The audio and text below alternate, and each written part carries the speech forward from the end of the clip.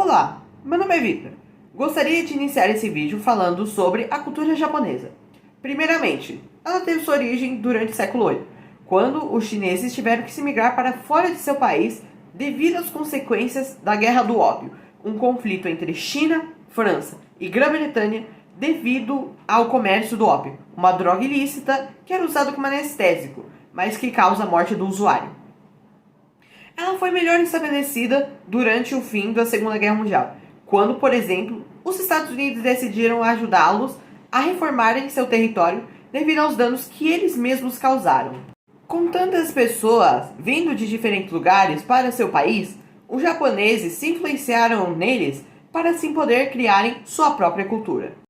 A primeira coisa que eu irei falar sobre a cultura japonesa são as diferentes técnicas usadas durante a criação de obras de arte, como por exemplo, quando forem fazer pinturas, eles usam como canvas o papel washi, um papel tradicional feito a partir de cascas de amoeira ou das firmas dos arbustos kozo, gampi e mitsumata. Algumas outras técnicas que também podem ser citadas são o ukiyo-e, o uso de blocos de madeira para recriar temas populares, o origami, o ato de dobrar folhas de papel para que a forma lembre-se de um animal comum, o shodo, uma caligrafia estilizada, que usa um pincel grande para pintar kanjis, que acaba sendo quase sempre ilegível. O bonseki, miniaturas de paisagens sobre bandejas de laca preta. Maki, um tipo de pintura sobre peças decorativas elegantes. E finalmente o shoshin, as lanternas de seda de bambu encontradas em templos. A segunda coisa que eu irei falar sobre a cultura são as vestimentas, que podem ser separadas em duas categorias: roupas modernas e roupas tradicionais. As roupas modernas são as roupas mais usadas do dia a dia, roupas mais casuais, a que vocês vê as pessoas usando na rua, por exemplo. Já as roupas tradicionais são as que são mais usadas durante eventos importantes. Esses podem ser divididos em 4 tipos: a yukata, uma roupa usada mais durante o verão, que também é usada como um roupão após o banho; o kimono e o haroi, as duas roupas usadas durante os eventos, com o kimono sendo mais usado por mulheres e o haroi sendo mais usado por homens; e também o hakama, uma roupa utilizada durante o trabalho. Como último tópico nesse tema, iremos falar sobre a culinária japonesa. Ela é bem vasta, podendo ser dividida em duas categorias: comidas quentes e comidas frias. Alguns exemplos de comidas quentes são o gyoza, um bolinho de massa fina recheado com legumes e ou carne moída, tendo sua origem na culinária chinesa. O misoshuri, uma sopa com tofu, cebolinha, peixe à base de soja e vários legumes. Finalmente, yakisoba, um macarrão com carne grelhada, frango, cenoura, brócolis e vários cogumelos. Já alguns exemplos de comida fria são o temaki, certamente mais popular aqui no Brasil. É um cone de algas com peixe cru, arroz e vários outros ingredientes. O nigiri, uma bolinha de arroz feita à mão, que é geralmente coberto por ou fatias de peixe cru ou um camarão. E a comida que iremos mais falar sobre nesse vídeo, o sushi. É basicamente arroz, peixe cru e vários outros ingredientes encobertos em nori, um tipo de alga, que forma um formato de um cilindro achatado. E agora eu vou falar de onde o sushi veio e a sua origem. O sushi, ele surgiu no Sudeste Asiático, onde teve seu primeiro registro em documentos do Japão, no ano de 718. E na falta de geladeiras para conservar o peixe, ele era colocado entre 2 camadas de arroz com sal, onde ele passava pelo processo de fermentação natural do arroz, que gerava o ácido láctico. Porém, demorava cerca de 2 meses até 1 ano para o processo se cumprir, e depois o arroz tinha que ser descartado, pois tornava-se impróprio para o consumo. E a partir dos anos 800 até aproximadamente o século XIX, o preparo do peixe passou por diversas modificações, como por exemplo o uso de pedras para preservar o peixe cru, e atualmente é um prato que se consome fresco, sem a conservação do alimento. E a sua popularização no Japão se deu através de Johei Anai, que introduziu o peixe cru no arroz do sushi, onde deu início às tradições e costumes de servi-lo de forma rápida em barracas e também em restaurantes rotativos. Eu vou falar um pouco sobre os componentes do sushi e a composição química de cada um dos componentes. Então, O arroz usado no sushi é aquele arroz agulhinha, famoso no Japão, e lá eles chamam de gohan, que é bem grudento. Ele é grudento e os grãos aderem muito bem entre si, porque tem bastante amido, tem muito mais amido do que no arroz brasileiro, convencional. Ele é um carboidrato que fornece energia para o corpo e tem muitas fibras. Já o salmão geralmente é cru, né?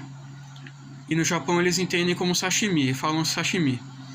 Tem proteínas de alto valor biológico e energético, vitaminas A e B, é rico em minerais como fósforo, iodo, ferro, selênio. O ácido ômega 3 também, tem bastante, em vários tipos de peixe, como o atum também.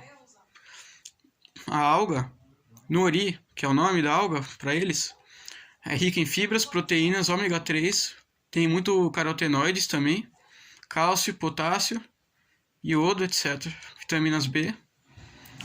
E tem um baixo índice de calorias e gorduras em geral. Isso faz com que seja prático, assim. E bom para a saúde também. Oi, gente, eu vou ensinar vocês a fazerem sushi. Aqui nós temos a folha de alga, chamada nori, e a gente vai começar a colocar o arroz apenas na metade da nossa folha de alga. Vocês vêm aqui com o arroz, vocês colocam aqui, vocês ficam amassando até pelo menos a metade. Aí, ó, aqui nesse processo de amassar, vocês apertam bem bonitinho. Se vocês quiserem umedecer um pouco as mãos pra o arroz não grudar muito, pode, mas eu já tinha lavado, então eu não umedeci pra colocar aqui. Aí, ó, como eu coloquei aqui na metade da folha, ó, vou até colocar um pouquinho mais aqui nessa ponta, vocês vão vir aqui com algum vegetal se vocês quiserem, ou alguma fruta como abacate, mas eu não gosto de abacate, então eu vou colocar aqui pepino, que eu coloquei só um pouco, eu lavei e coloquei sal. Aí vocês organizam aqui na metade da folha, ó, bem bonitinho. E aí vocês vão pegar o atum de vocês aqui, ou qualquer outro peixe, o meu foi o atum. E aí você, ó, peraí, deixa eu tirar aqui. Aí vocês vão colocar aqui, ó, na lateral aqui do pepino, ó. Pode rechear mesmo, coloca bastante aqui, vai ficar bem recheado, bem gostoso. E por que a gente só coloca na metade? A gente coloca só na metade pra poder conseguir fechar o sushi e ele ficar enroladinho, bonitinho. E aí, isso daqui é opcional. Eu vou colocar um pouco de cream cheese em cima pra poder melhorar um pouco o sabor. Porque tem gente que não gosta de sabor muito forte, como o atum é um peixe com sabor muito forte, como eu não gosto muito. Então eu vou colocar aqui o nosso cream cheese, eu coloco duas aqui, uma em cima do pepino e outra em cima do atum. Ó, colocar aqui, e aí você vem aqui nessa ponta. E aí você começa aqui, ó, você começa a enrolar. Você vem enrolando aqui e ó, peraí, deixa eu tirar aqui que ficou na visão. Você começa a enrolar e você vai dando forma ao sushi de vocês, ó. E também pra ficar mais fácil de enrolar, vocês não tem que colocar muito arroz. E ó, vocês enrolam, vocês apertam aqui pra ficar bem bonitinho.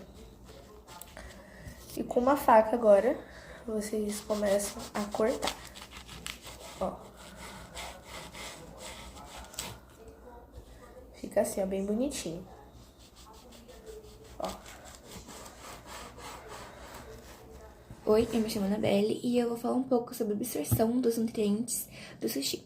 Bom, nutricionalmente, o sushi é bem vantajoso desde que seja consumido com moderação, pois ele é rico em hidratos de carbono que tem absorção bem lenta, além de ter um teor elevado em gorduras insaturadas, ácidos gordos como ômega 3, e ele também é muito rico em iodo, ferro, potássio, fósforo e vitamina A.